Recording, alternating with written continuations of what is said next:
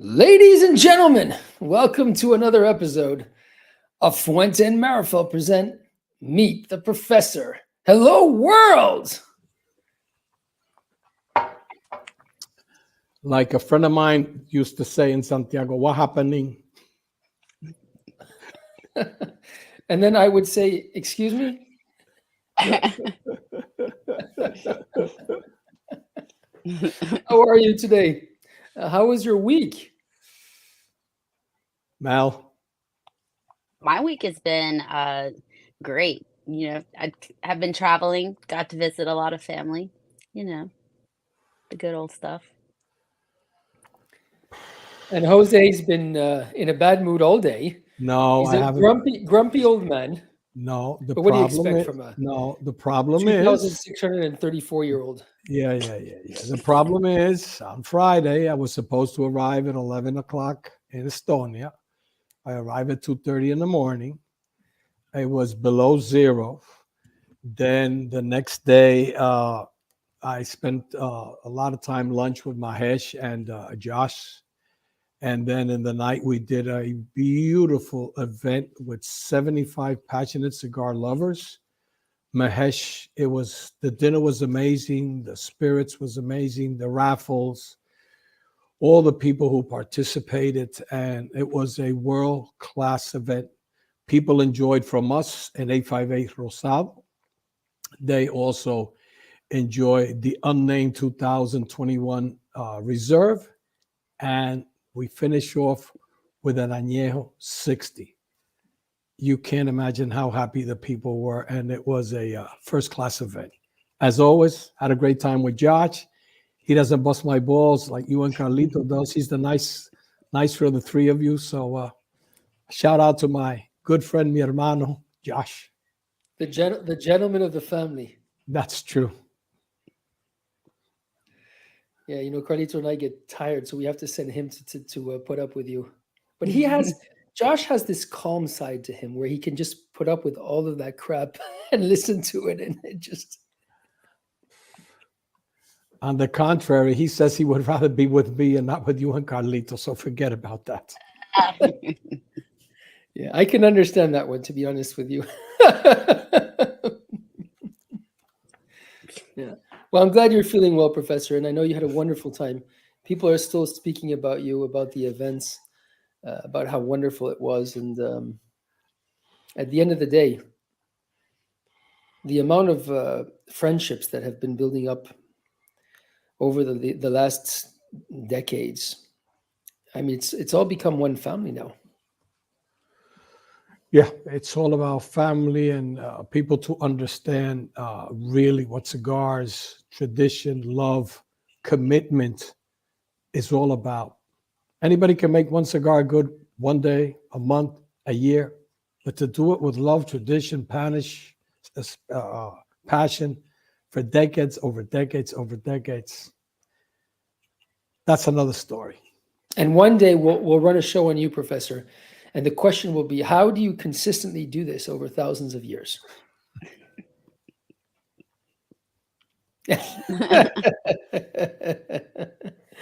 Yeah, exactly. Ladies and gentlemen, we have an unbelievably special show today for several reasons. First of all, because Jose's all smiley today and in a good mood. But apart from that, we have a gentleman which is extremely special. We have a guest of honor today, which is an unbelievable sports player, celebrity, someone who's made his marks in the sports world. But just as importantly, we have a cigar aficionado and someone who really knows about cigars, about tobacco. He loves to smoke. He's an avid supporter of the industry, and we're just overall proud to have such a gentleman on the Fuente and Meerapfel Meet the Professor show today. So without further delay, ladies and gentlemen, please a warm welcome to the one and only Ed Reed. Ed, welcome to our show. How's it going? Listen, having you on the show with that hat is putting me to shame. I always have this little Borsellino on my head, and all of a sudden it looks microscopic. Man, you are sharp as a thumbtack right now. You know, I mean, I'd rather be in those attire, but I was in the gym before this, um, working out and try to get me a little meal in so I can enjoy a cigar and talk with you, and yeah, I appreciate those kind words, man. I really do. And just listening to you and Jose speak and Mel, you know, talk about the industry and certain things Jose was saying is like, right in line with why I love and enjoy this industry. Well, we're very, very fortunate and unbelievably proud to have you on the show, Ed. And we're going to bring the professor in, who's going to throw a few good questions at you and get this thing warmed up. Ed, Jose, yeah. before you start, be polite to our guests, be respectful, and make sure let Ed speak. Ed, I don't know if you watch the show a lot, but I got to tell you, this young man, which I've known all my life, and Carlito, they bust my balls every week. But so I'm 5 years older than Carlito, and I'm 30 years older than Jeremiah. And the bets in Vegas are that I'll bury them the two. So take a bet on that one. Yeah, just for the record, Ed, there's no bets because Carlito and I both know that he's going to bury us. And the simple fact is that just listening to him all day is enough to commit suicide. Man, don't let him do you like that, Professor. Anyway, Let's do Ed, this. first of all, it's an honor. It's a pleasure to have you on our show. I know you're very occupied, and but just to get you on the show, it's really an honor. You are a man with a lot of merits. I mean, we're going to talk a little bit about your career. We're going to talk about you. Ask you some questions. So you were born in Louisiana, and Louisiana, there's three great players. One that I know, which is Karl Malone, is from Louisiana. Willis Reed from my New York Knicks, and of course you, born in Louisiana. So tell us a little bit about you growing up in Charles Parish. Those, let's say, before you got into high school. How was that? Tell us about it. What were your dreams? Oh man, actually, first I grew up 5 minutes out of New Orleans in Metairie, Louisiana. Born and raised in Metairie, Louisiana. Actually, born in Charity Hospital, which was the hospital that people talk about to this day. That when Katrina hit, that hospital got flooded and messed up, and they closed it down. It's still there though. But grew up in Metairie, Louisiana, till I was 13, and then my parents moved to St. Charles Parish, which is in St. Rose, Louisiana, where my dad is originally from. And I grew up there, man, and went to play ball at Destrehan High School. And before that, man, I was just a kid running around, playing a lot of sports, being mischievous. I had to grow up a little earlier because my parents were working. They were young when they had my brothers and I, and so they were grinding, man. They were trying to make a way, as I alluded to, that they moved when I was 13, and that was huge for me to see my parents elevating. I watched my parents go from one bedroom apartment to another one bedroom apartment to another one to a two-bedroom apartment, and then we finally got the four-bedroom house. So I watched my parents level up. That was part of my dream, and I didn't know it. Watching my parents elevate and be better in life, it made me want more. And when I graduated and went to University of Miami from Destrehan to play football.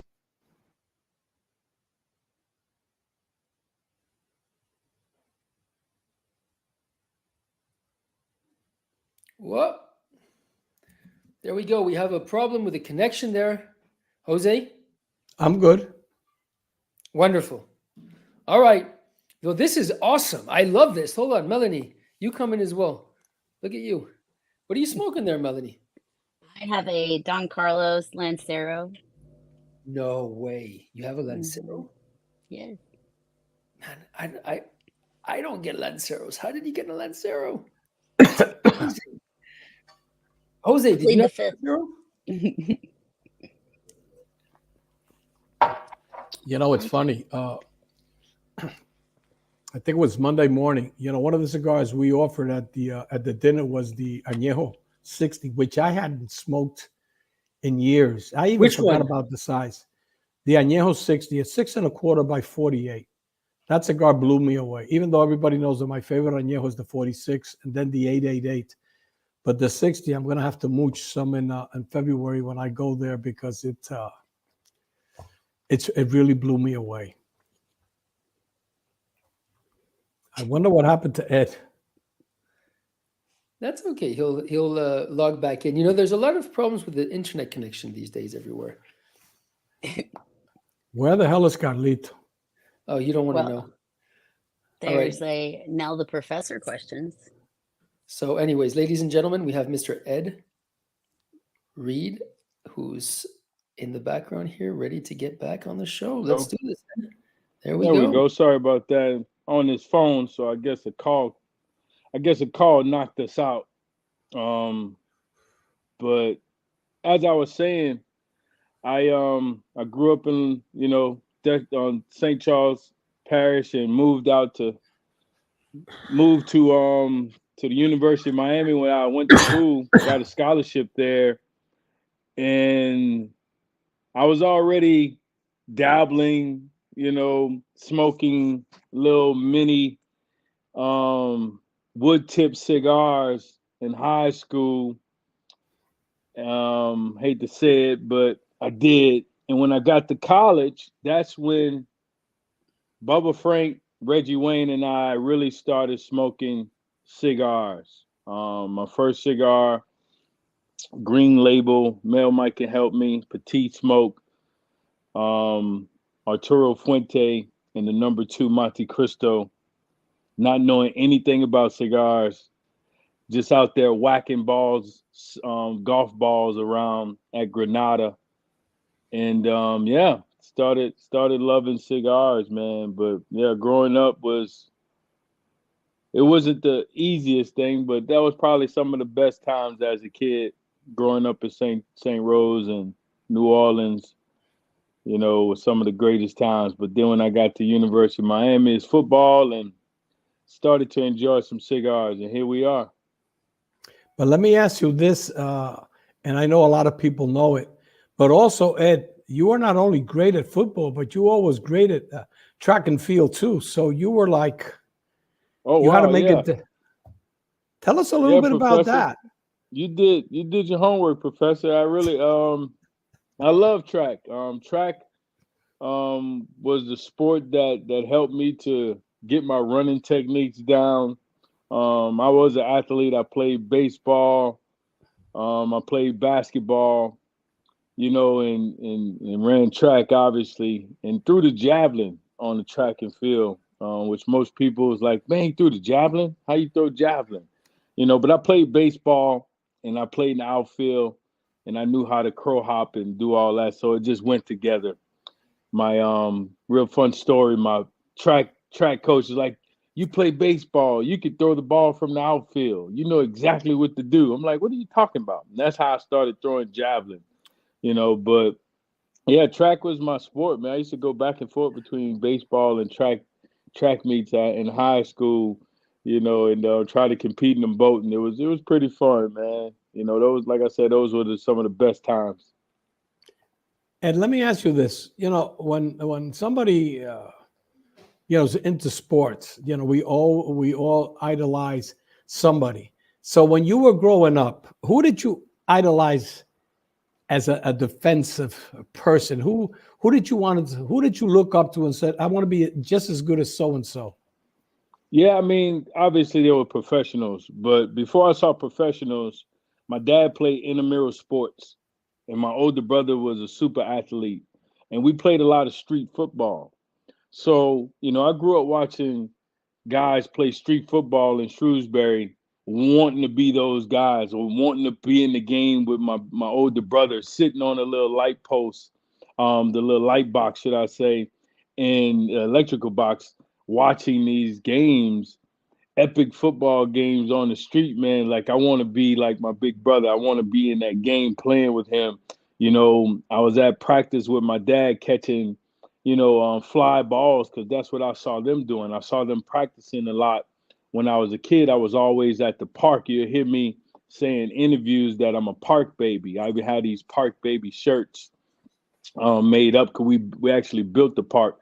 But I spent a lot of time at the park following my dad, and outside of my dad and my older brother, I looked up to Michael Jordan, Ronnie Lott, Bo Jackson, Deion Sanders, those guys. As I was getting older, I started to, pay more attention to what they were doing, and trying to emulate some of the things that they were doing. And just for the record, for all of our European viewers, when we refer to football, we're talking about American football, the Yes. one where you throw the ball with the hands, not Yeah. soccer, which is played by typically short men Football. like Jose running around that weigh 25 pounds. So this The is real football, right? the real football, the one where real men are playing, right, Jose? Yeah. Yeah. And let me ask you this: you know that a lot of celebrities and a lot of if you're not great, you don't get a nickname or something. But a lot of people refer to you as the ball hawk. So do you remember who gave you that nickname? I don't even remember, Professor, who started calling me Ed Reed. I don't know who started my name. My name is Edward Reed, and they shorted it. I don't know when that happened. I have no clue who started saying ball hawk or when that started, when it got started.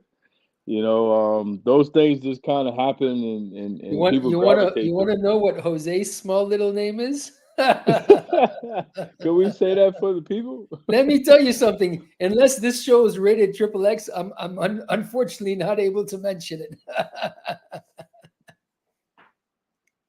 Ed, let me ask you this: you played with Ray Lewis, yep. Lewis, and Ray Lewis is a cigar smoker. Have Yeah. you guys, after both retired, have you guys gotten together, smoke a cigar, something like that? Oh yeah, yes. Plenty times, man. Plenty times. Ray's obviously my brother. Like brothers. I used to spend a lot of time at his house watching film, and we were smoking cigars then, and after games, Ray had an old restaurant, we used to go party at, and they had a spot on in Baltimore called Havana Room on top of Root Chris. We used to go in there, smoke cigars, and play pool and stuff. So yeah, man, we did it plenty times, man. Actually, just recently in Chicago, there was a big memorabilia um, event up there that we smoked a bunch of cigars, and we tend to meet in different cities now. We travel a good bit. Ray and I both worked in New York, and I'm calling him like, man, where you at? Like, I'm at Grand Havana. So we still link up, no doubt, man, in different places. Have you been able to have a smoke with Karl Malone, the mailman? There's a long story behind all this, but yeah, I smoked with Karl Malone, and the Laura family. Shout out to them. Back in the days when I was first researching and in the industry to make my cigar, they were some of the first people that I kind of started to trust a little bit and visit their factory, and yeah, try to couple different things with them. And let me ask you this: for celebrities, it's hard when they go into doesn't matter if it's a restaurant, if it's a cigar, a bar, whatever. Tell me 3 things that you dislike when you're in any city and you walk into a place of a shop. What are 3 things you dislike of a shop? Three things I don't like about a shop. If I can't sit in there and smoke my cigar, I don't like that. If it's smoky, if the the filtration system is not good. The humidification, should I say, of getting the smoke out of there. If that's not good, um, and obviously if it's a bad environment, not cigar people. It's probably some of the biggest things that I look for. The environment, you know, being suitable for us to sit and enjoy a cigar pretty much. Because I'm all about the environment of a cigar lounge. I love to go to a shop. That's why my cigars in shops, not online. I want people to go and experience it. So if the place is smoky, women, fellas ain't gonna enjoy it. You know, if the environment is too loud or, it's a party, people not gonna enjoy it. You know, and yeah, some of the big things for me. Let me ask you this, because you travel a lot, and this is so people could really get to know a lot of things about you. So you walk into a shop, could be XYZ state. What are the first two things when somebody recognizes you that people ask you? Oh man. I got to get a picture, which is like one. that's like that's like one of the ones that you can straight up hear. Is like you're one of my favorite players. Something like that. Or now it's been man, I got your cigar. I smoked your cigar. So yeah, man, it's a lot of different things, Professor. People tend to blur some other stuff out too, especially if they're Pittsburgh fans. Oh yeah, tell me. Now I'll hmm ask you this. What is something that you dislike people to ask you? In the lounge. Yep. A lounge is different. I pretty much could talk about anything and everything under the sun. Um, even football, you know, because that's what the lounge is for. I think, cigars mainly, it opens up for so much more conversation, so there's really not too many things I tend to avoid or that you can't ask me when I'm enjoying my cigar. Uh, you know that this is a business about passion, love, tradition, and hmm also a lot of commitment. Yes, sir. And unfortunately, we see a lot of people, who they go to XYZ country, and in 2 days they make a blend, and 3 weeks the cigar is out and things like that. From what I've heard, you have research, you've done your homework, and you're committed to it. So I'm going to ask you this: what are the three main threats that you see in the industry for the next 3 years? The three main threats that I Yeah. see in the industry, I mean, outside of the government, no telling what they would do. you know, that could be a bad thing, obviously. Um, I think I know I see a lot of. I hope this don't. People tend to. I ain't gonna say it's an ego, but first time smokers, first time cigar smokers, trying to get into it could be pushed away by like bad lounges with smoky places, or environment, or people who won't educate a first time smoker.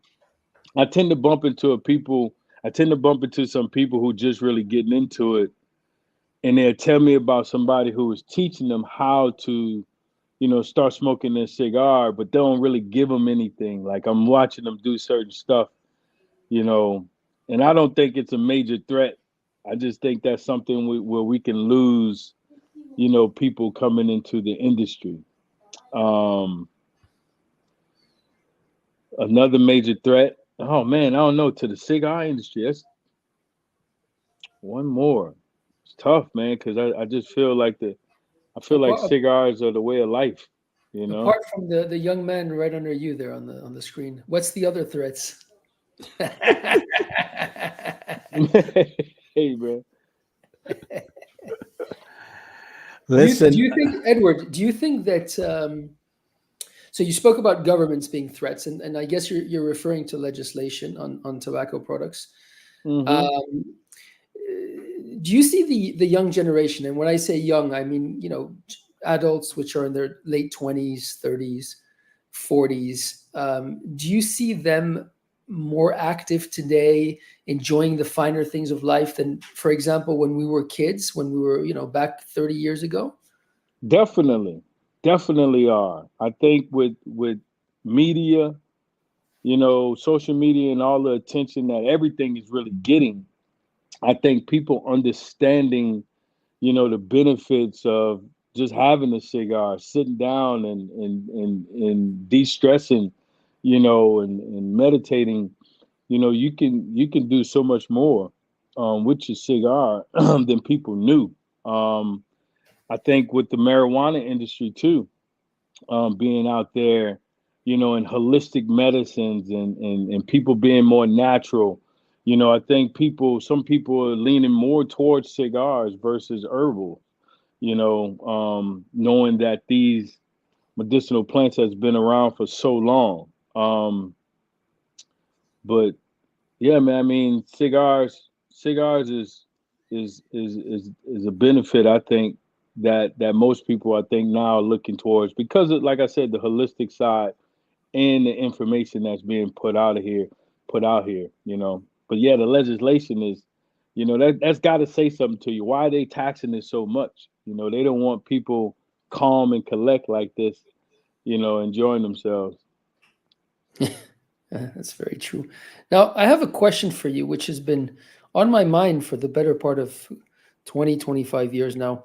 I've had the pleasure of meeting a lot of very, very high level sportsmen in my life, whether it's Formula One drivers or soccer players, football players, baseball players, you name it. And time again, I have sat down and enjoyed a premium cigar with these people. Now,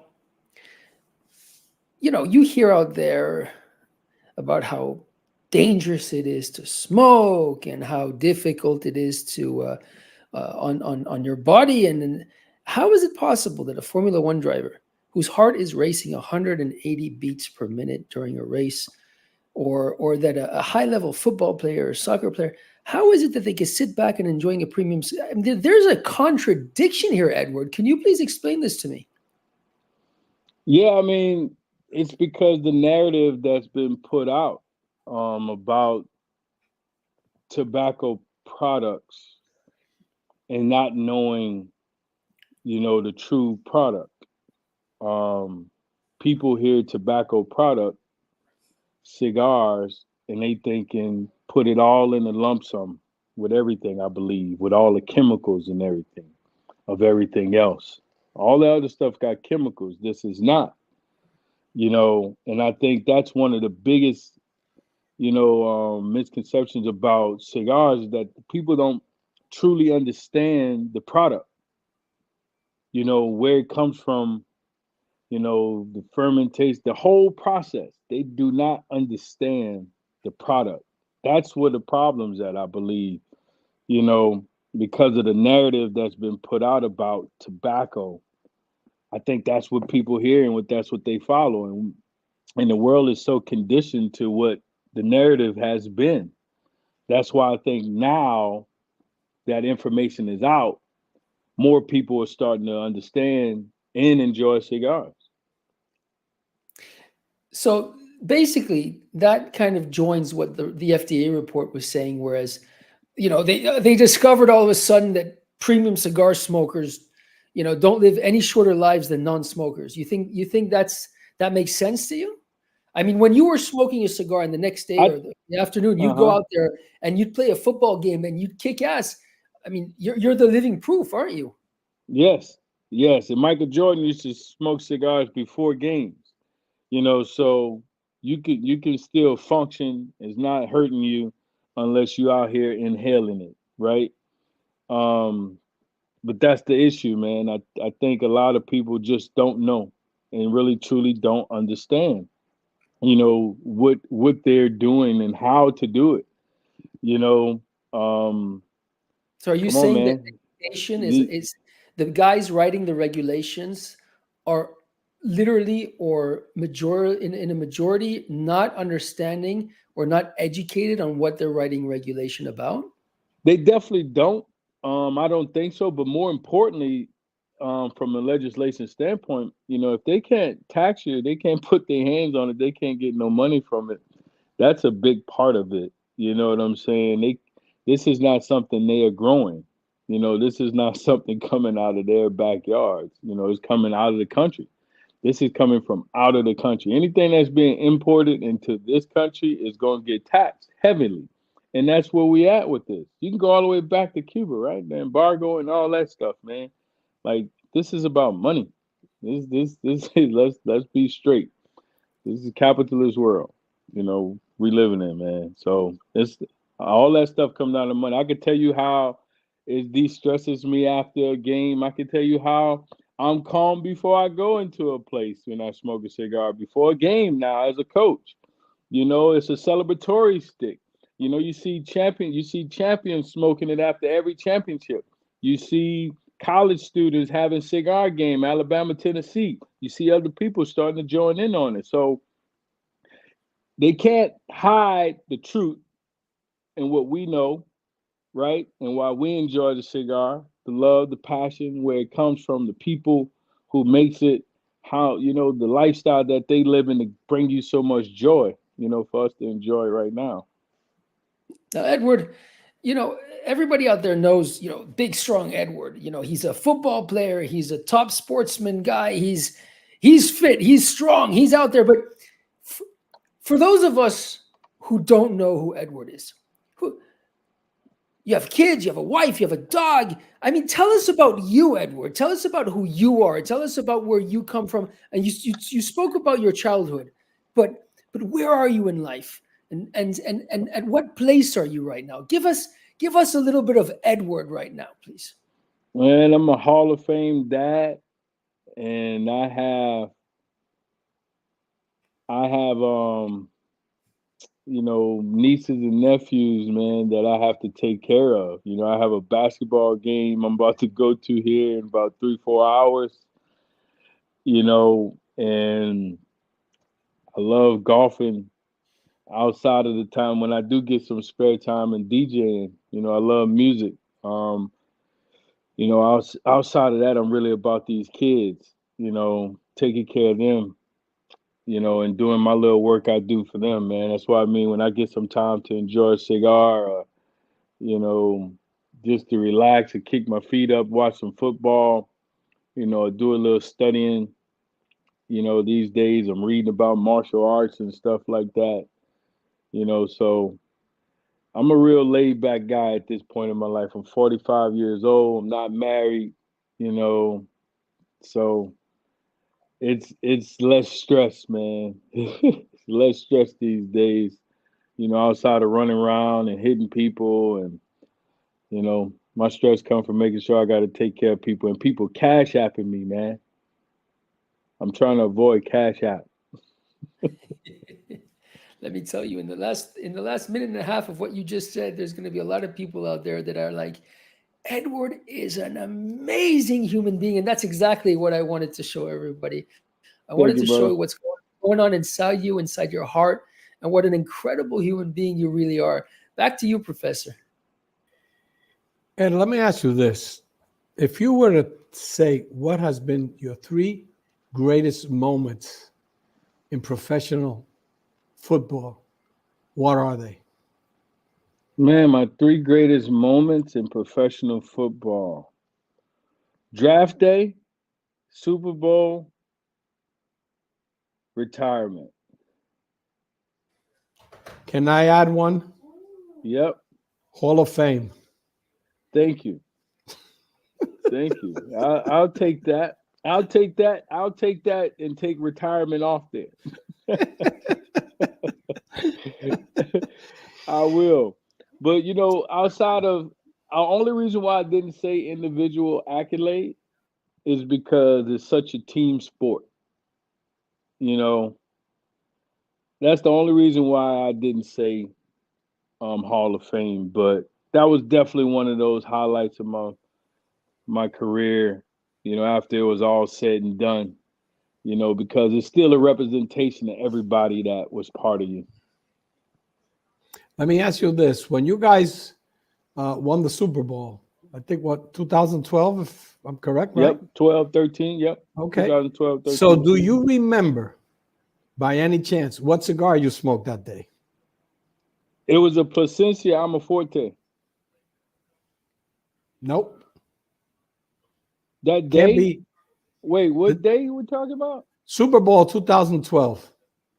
2012 was cigar I smoked that day? Yep. Ed, doesn't that get really weird when you have people telling you what you did in your own life? I mean, this is like spooky. Jose, I'd have you arrested if you did that to me. Yeah, you got to come with it, Jose. What is it? What did I have? No, I don't know. I'm asking you. He just told you what he smoked. I just told you what I had. Alma Fuerte. I don't. Okay. If it was Alma Fuerte, okay. Do you remember the pairing of it? Ed, you gotta excuse us. I'm pretty sure it was a whiskey, because I'm a whiskey guy. Okay. And I'm pretty sure it was a whiskey. If it was a Forte, it probably was a Padron or a Fuente. If it wasn't a Forte, if it wasn't a Plasencia, I'm pretty sure it was only those two. Outside of that is what I really enjoy, especially in those moments. That's been a few years now, 10 plus years, man. Ain't no telling what I was smoking after the Super Bowl, dude. That was I don't weird. think I went to sleep. I think it might be time to nail me. Do we have any questions? Are we gonna nail the professor? All right, but can I do it, or does Melanie have to do it? I think there must have in the chat. There should I be don't some think room. I don't think you want to answer that question. All right, fine. Let Melanie do it. Yeah, Ladies and gentlemen, it's time to nail the professor. Ladies and gentlemen, it's time to nail the professor. Who let the dogs out? Who let the dogs out? Who let the dogs out? Who let the dogs out? All right, Jose, you're in deep trouble here. Melanie, nail him. Yep. All right. In your opinion, what's the difference between a Opus X 888 and the Añejo 888? Oh, that's a good question. And I know why that one came up, because last Friday I smoked the 888 Opus, and then I made a small video about the 888 Maduro. Look, even though the fillers and binders are Dominican, the cigars are totally different. The profile of the cigars is different. To me, you're going to get more body, more strength out of the 888 Opus that you're going to get out of the Opus, out of the Añejo 888. Even though it's the same size, two very well-aged wrappers, fillers, and binder, made by one roller that only makes, I think it's like 35, maybe 35 cigars a year, a day, and they come out only once a year. But they're two amazing cigars. I know they're hard to get, but to our friends out there, especially the Añejo, that I think it's going to be shipping a little bit now for Christmas, because Fuente always for Christmas sends out the Añejos. If you can get an 888 Añejo, take my word, you're going to enjoy it and save it for a special day. Indeed, Jose, two great cigars. There's only one person in the world who could tell us if you're right or if you're wrong. Let's find out. Oh my God. Hey. I thought I was going to escape today. Well, you have escaped. You've escaped for the last half hour or so. I'm just biting my lip here. You're so full of it, Professor. You're so wrong. It is not Christmas. It's not this. It was the first cigar in history that was seasonal. And the whole thing came out. And actually it was It's actually for you're partially right, okay? Partially. But it was always intended, or it began in the very beginning to be intended to come out for the Thanksgiving season, which to me is one of the most important uh, events of the year in the United States. Thanksgiving, being with the people you love, and not only being with them, because living in the Dominican Republic sometimes becomes very, very difficult, but just to phone call and so forth and know that people are thinking of you is a very special day. And the reason is how this all came about. Like everything in my life, everything has to do with a memory of someone who touched my heart. And in this particular case, once again, over and over, is my mom. I remember that I always look forward for this magical time of the year when mom would bring home eggnog. Eggnog. I don't know if you're young enough to remember that or old enough, Professor. Eggnog. It used to come out for around Thanksgiving time, and it was just so delicious. Today I have to stay away from that. But I used to drink carton after carton after carton. I think my family used to save all their allowances and all their savings just to buy me eggnog. And I remember that was seasonal. And actually what happened in Yeho, we had a Hurricane Georges, 1998, devastated our farm. And we lost all our tobacco, 100%. As a matter of fact, we didn't know we were ever going to be able to grow again. Every barn was down with the exception of one or two, but everything was destroyed. And aside from that, we got flooding. And I remember what we're going to do with all the people that've been with us for so many years who make Fuente Besex. We're not going to be able to make it anymore. I didn't know it was going to be 2 years, 3 years. And I had been aging this tobacco in cognac barrels, experimenting and everything, very old Maduro wrappers. So I said, I don't want to lose them. I don't want to send them home. They're depending on us. And so we started experimenting, put the cigar. We made cigars for years. We didn't ship Opasex, only what we had age and we only released very few a year till we were able to have more crops. And I remember that eventually, after long aging and everything, we brought them out under Arturo Fuente Añejo. And that brand, the Añejo brand, was one that really, really had a big impact in the industry. And today you see a lot of people who are doing so-called boutique brands, seasonal brands, small batches. But Añejo was the original. Now, if you don't want me to keep speaking for the rest of the evening and bringing up all these things of how many things you said during the program that are absolutely far from reality, then I think that I should leave the next question up to you. Listen to what I'm going to tell you, old man. Yeah, I know. Listen, the other thing about Connecticut broadleaf, and I've said it for many years, is that, to be honest, the value that Connecticut broadleaf took in the industry was actually after you guys started to make the añejos. I remember you brought me to my box at the old place in Villa Olga. You brought me a box of the 46, and you said to me, Jose, this is new. I want you to try this and tell me about it. And that's when I fell in love with the 46. But to me, 46, I remember, but that's before I really got close to you and realized who you were. Yeah. I know. Yeah. Next question.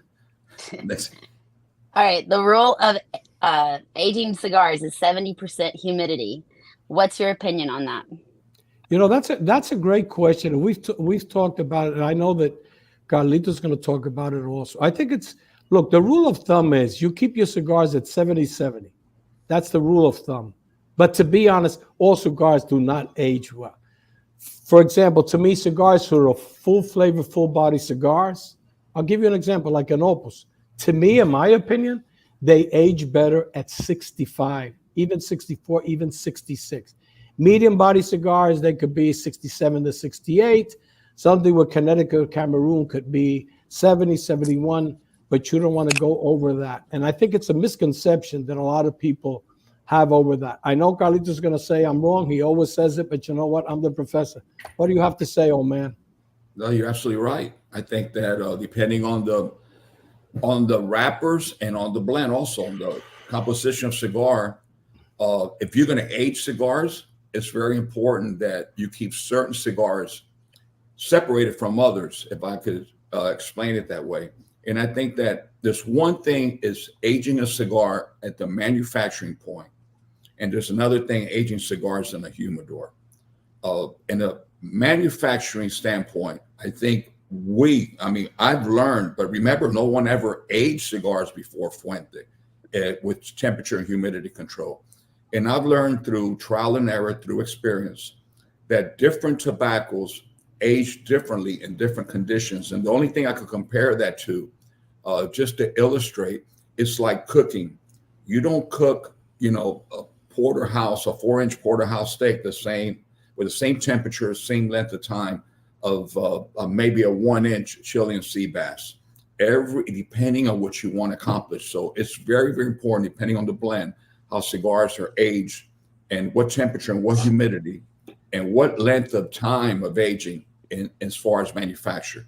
As far as humidors, I got the biggest collection of humidors from LE Blue, all these beautiful Fuente Obisex humidors. I don't have a freaking cigar in any of them because I have about 9 million cigars just about, just walking into all these 20 big aging rooms I have here. And so I'm not a good person to really make a judgment or statement on that as far as home humidors. But I really believe that it's important to keep different cigars separately and leave them, because I think certain cigars, it depends what you want, because tobacco and cigars are like sponges.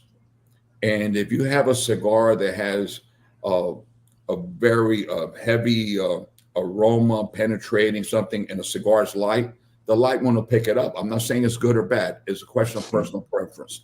But tobacco, like sponges, will pick up different nuances. That's why the woods are so important to the aging of the tobaccos, because they pick up the different nuances and characteristics of certain woods.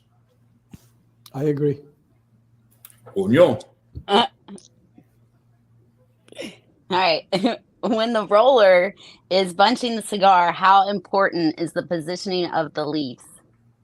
Well, that's a good question. That is something that we talk about it all the time when we're talking about balance. And I know that Carlito's is going to elaborate on that. Listen, and I'll give you an example. Many, many times, and it can happen to any brand in the world. It happens to more brands, some brands we know more than others. So sometimes you see a cigar, let's say it's 6 inches, and all of a sudden you see, like in the middle of cigar, a little black spot, and you see already that it starts to burn there.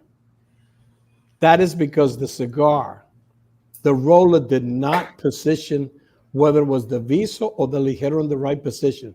But how many times do you see a cigar canoeing or side burning? Or sometimes you see a cigar where the inside is burning and you see the filler and the binder outside and it's going in. That also is that when the roller was bunching the cigars were not put in the right position, whether it was an accordion or it was entubado. And that's one of the things that I think that a lot of consumers do not appreciate, the part of the construction of the cigar. You know how good it is for you to buy a box of cigars with 25 cigars, you cut those 25 cigars and they're going to burn perfectly, they're going to draw perfectly, they're going to taste perfectly. And sometimes, I think a lot of consumers forget about the role of the roller, because you could have good aged tobacco, but if you don't have great motivated rollers, you don't have it. So I think the positioning of the leaf, of course, you have to have good aged tobacco, but the role of the positioning of the leaf is very important. If Carlito makes up a blend, and that roller does not put that ligero, or that viso, or that seco, or that binder the way it should be, it doesn't matter. So the roller plays definitely a very tough and important position there. Talk, old man. Thank you for the honors. I totally agree with you, Jose. You're absolutely right with everything you said. I think that it's more than that. The hands of the roller is like the voice of a singer. Two singers could sing the same song, but they're not going to sound the same. There's an old Cuban saying, las manos de tabaquero que le da la dulzura. There is something, you could get different piano players and they don't have the same touch, or different horn players. And it's the same thing. Of course, the positioning is very important. And the more tobaccos you have in the blend, and the heavier tobaccos and the more combinations, the more difficult it becomes. That is why there's certain cigars that, even though the demand may be 50-fold, we only have one cigar maker making them. Because when you have a certain cigar made by different cigar makers, even though you train them exactly the same, they are working the exact same tobacco. They're supposed to put the exact same tobacco in the same exact position. There may be a little variance because it's just impossible, just like I mentioned the singers. That is why that perfection in cigars really don't exist. And that's part of the excitement, because everyone is alive and everyone is connected directly with the hands of the cigar maker and everything that goes along with it, as far as what you just mentioned, the tobaccos, the blend, the aging. I mean, it's just so complicated. That is what makes it so special. And the only thing I could compare that to is women. We can't live with them and we can't live without them. Complicated, but I cannot live without them. I love them. All of them. Oh. Yeah, that's one way to put it. The other way to put it is, you can't live with them, you can't kill them. Jeremiah, that could be taken the wrong way. It's the next time I come visit you, I'm going to check your closet. Oh goodness! All right, Okay, Professor, any more you did questions? well. You're not getting any bobbleheads today. Okay, thank Passed you. all the tests. Well done, Hey. Melanie. Beautiful. And let's bring our guest of honor back in, because this was terrible. Ladies and gentlemen, let's welcome back Mr. Edward Reed. Edward, welcome back to the show. Right on, man. Carlito, how's it going, my brother? Mr. Reed, what an honor, sir. I've heard so much of you from someone who admires you deeply, and which is Melanie, of course, and she's been wanting to invite you to the show for so long, and it's a huge honor, sir, not only as your success and your achievements in your career and a great Hall of Famer and all the greatness that you brought to the sport, but that you also enjoy cigars. So I'm looking forward to that special moment when I'm able to give you that big bear hug and enjoy a good cigar with you and shoot the shit, man, the way we say, old school. No doubt. No doubt. Definitely got to do that. I'm gonna come up to Carolina. I'm gonna come up to Carolinas just to see you. No doubt. I've been hearing a lot about you and leaving messages between Ed Hudat and I. Oh, you're good friends with Ed? Yeah, I'm sure he just sent you a bunch of pictures of me smoking some Opus X. Yes, in the past he has. When I saw him, he showed me something, of course. But you're in the Carolinas or you're in Florida? I'm in Georgia right now. Okay, good. Yeah, you're in between. Just a hop and skip from me. Yeah, I'm not far from you. I'm about 2 or 3 hours from you, probably. Well, I'm in the Dominican Republic. I live here in the DR. Yes, but headquarters is Tampa. I might go to Tampa, once every other month just for meetings and so forth. And I travel when I get a chance, go to Miami. I was just with the chief. I was just with him, Chief Hudak, about 4 weeks ago. Yeah, we had a great time. He's an amazing man, really is. What a wonderful man, and what he does for the youth and the community. Yes. He's just top notch. He's one of my heroes. He always talk about you, especially when I was the chief of staff at the University of Miami. Yes. Every time we went and smoked some cigars, obviously, man, that's all he smoked is Opus X, so that's what he had me. I'm actually smoking on the Angel Share right here. Wow, it's one of my favorites from you. Wow, look at that construction. That burns very nice. I hope you're enjoying it. Always. And your cigar is one of the hardest to find. I got a couple places I go, but I love their Colito. That's my favorite. Thank you. Big hugs, Mr. Reed. What an honor, sir. I look forward to meeting you in person. I'm going to let Mr. Hudak know next time I'm in town. If you're somewhere nearby, or I see you wherever you're at, and you're Well, I'm always gonna welcome. tag him on this too, so he You gonna please see it, do. man. Oh, he's going to I see it would for definitely sure. tag him. Absolutely. And for sure, Right we're on, going to meet up Carlito. somewhere. We're going to meet up and we're going to have a good time together. Big hugs, my Now friend. I got a question for you though, Carlito, before we go. My question is the bobblehead of yours, man. What's the thing about it? I feel like there's something behind the story behind your bobblehead because there's always one like different when I see it. No, there I is, of love course. it, man.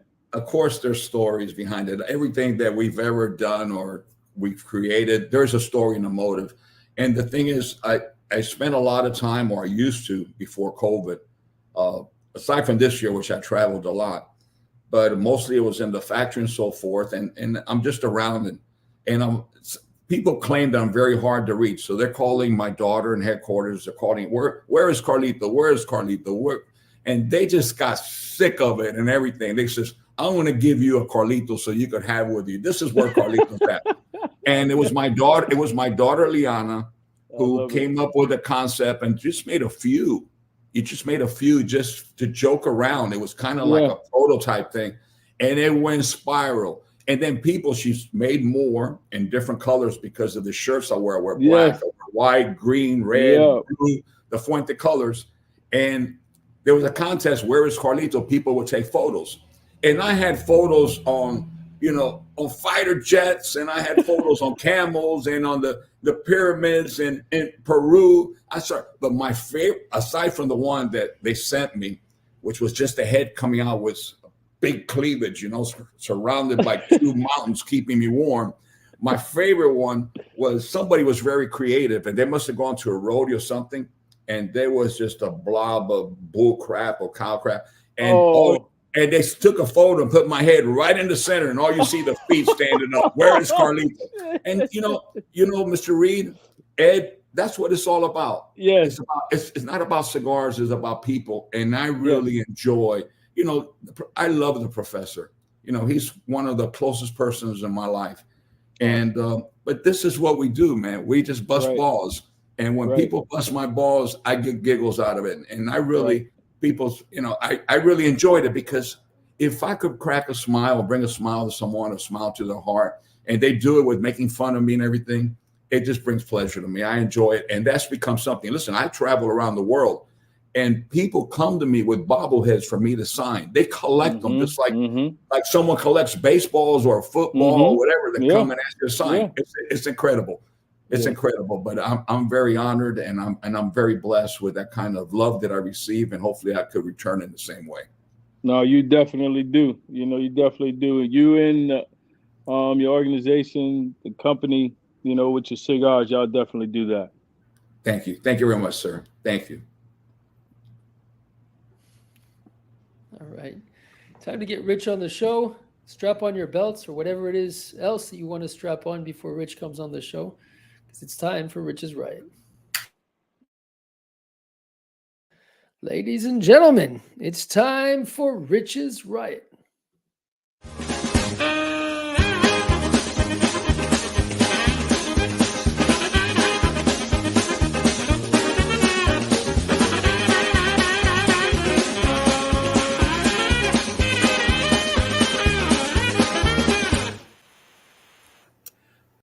I'm sorry, Rich. I'm going to have to bump you off there because we forgot the most interesting part of the show, which is Melanie's hotspot.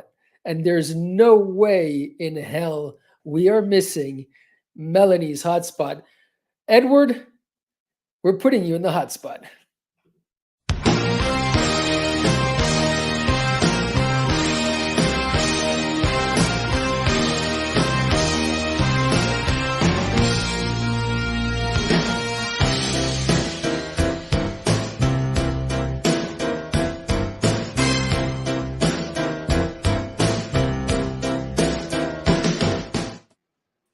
What kind of hotspot is this? That hotspot look real cozy. Hey. Well, I'm not the one in the hot seat, so we were wondering what yours is like.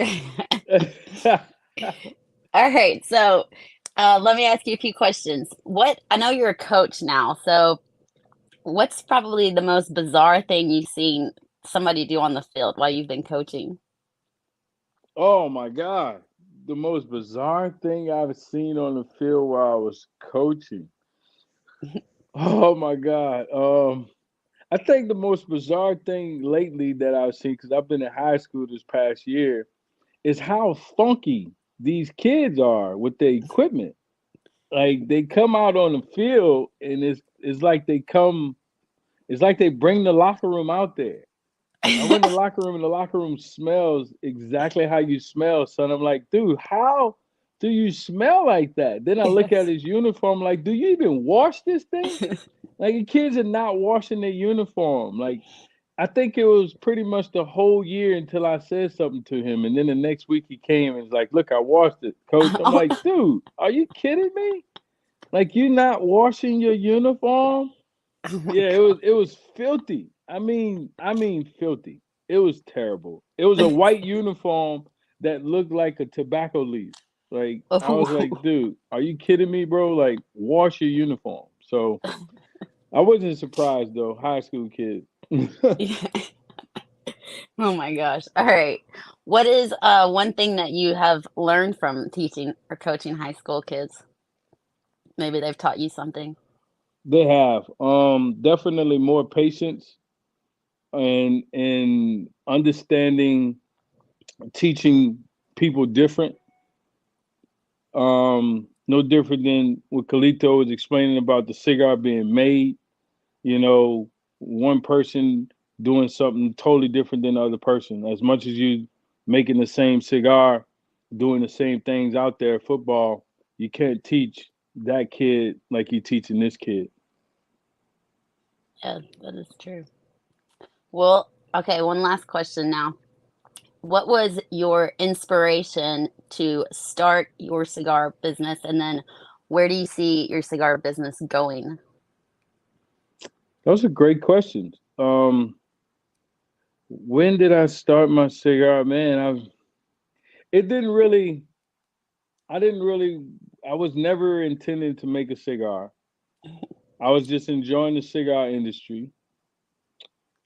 Sitting in Havana cigars, and as years passed by, I'm smoking different cigars. Obviously, a lot of cigars, a lot of Arturo Fuente, a lot of Placencia, a lot of Padron, a lot of Perdomo, and started to dabble obviously in a lot of other cigars. And it wasn't until like a bunch of I'm starting to research the celebrities that made cigars and how people were talking about them, and then people were like, hey, you should make a cigar. I kept hearing it like, man, won't you make a cigar? It's like, we'll see.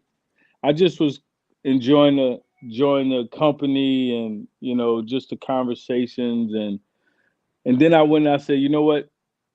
After I met Javier Carranza from Placencia, a rep, Yeah. he and I had a great conversation, and he enlightened me on the process of how I should go about doing it. It wasn't really until then, and I visit the factory that I was like, you know what? I'm gonna make my own cigar. And he was like, don't just make your own cigar. Don't make it like most people are making it, especially in your industry.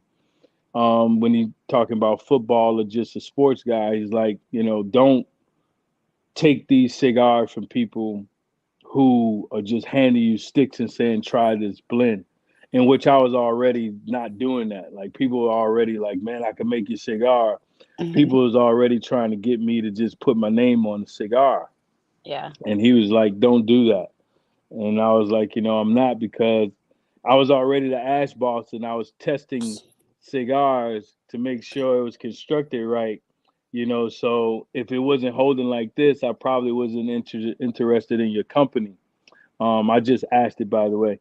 And, so it was a lot of things that I started to research. I almost enrolled into the tobacco university. I started studying, everything about the leaves as much as I can. And you realize that there's so much and you're going to continue to learn just like life, right? Yeah. And that's kind of how I matured, and now that we finally got it off the ground and it's rolling, It's been doing phenomenal. I intend to grow it. I tend to be in the industry for the rest of my life, so long as Lord allows it. You know, I'm not trying to be. I'm not trying to. I don't know. I'm not limiting myself, so I don't really want to say that either. But you know, I want to put out a great product that people enjoy. You know, in those fine moments when you're celebrating with family, a good moment, occasion, special occasion, you know, or you just want to smoke you a good cigar, you know? Yeah. I, I love it. Well, thank you so much for joining us today. I really appreciate it. And I do have a second blend. So just so we know, I actually blended 2 cigars. So since I'm All on the right. hot spot, I figured it got kind of hot in here and we come up off that. All right. Sounds good. Thank you. We got it, Mel.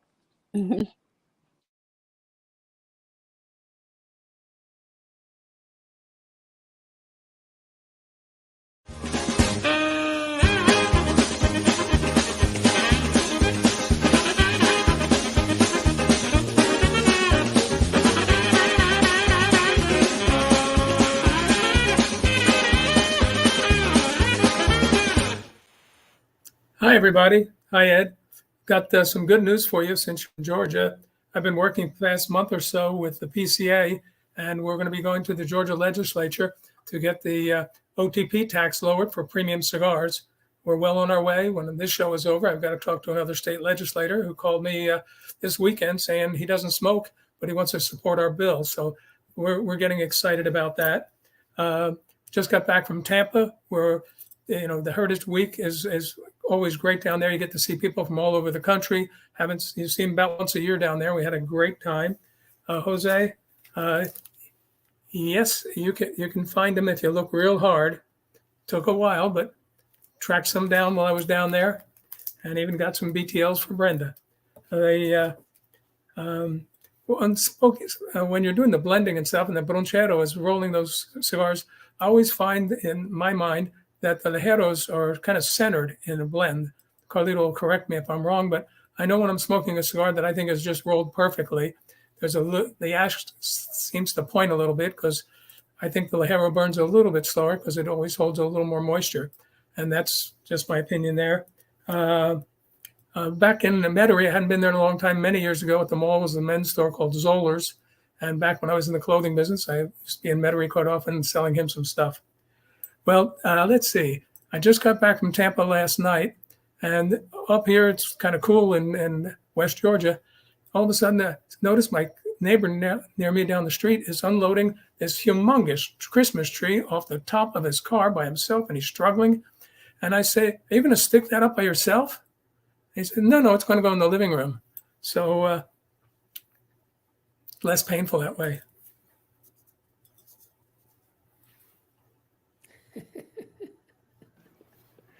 Oh my That was God. hard, but well done. Thank you.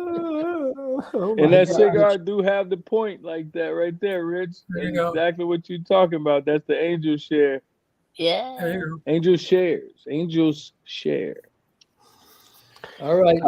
Let's. Beautiful. All right. Wrap up question. We got one more to go. Make it good, Professor.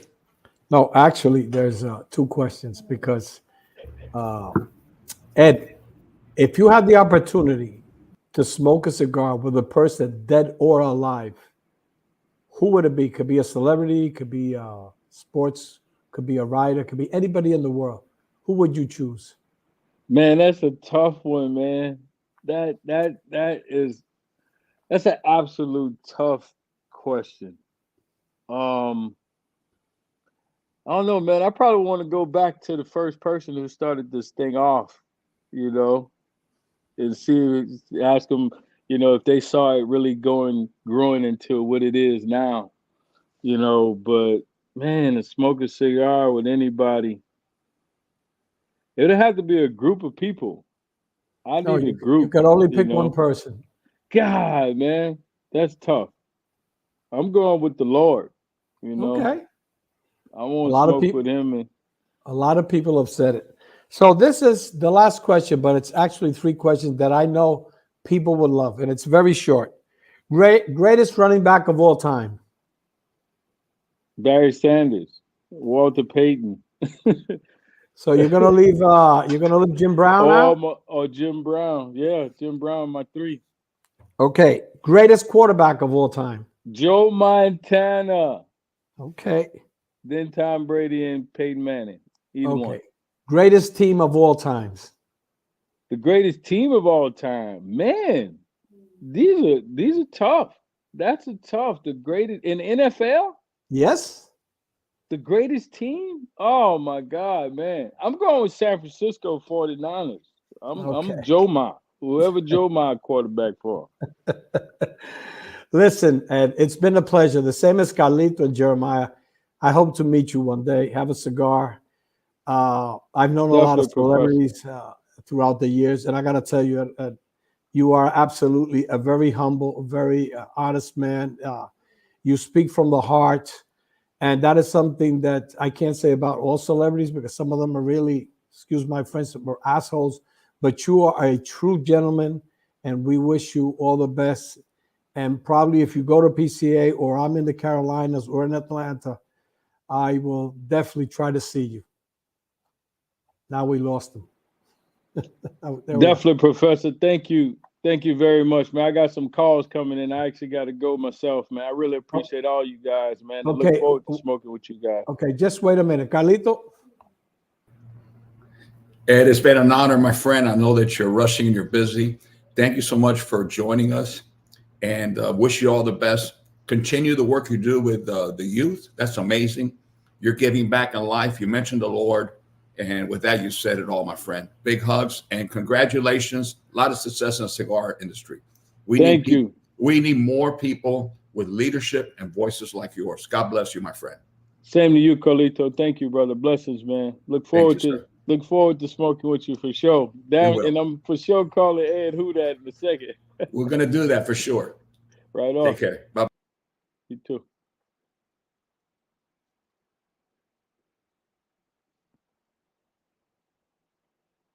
I can't hear anything.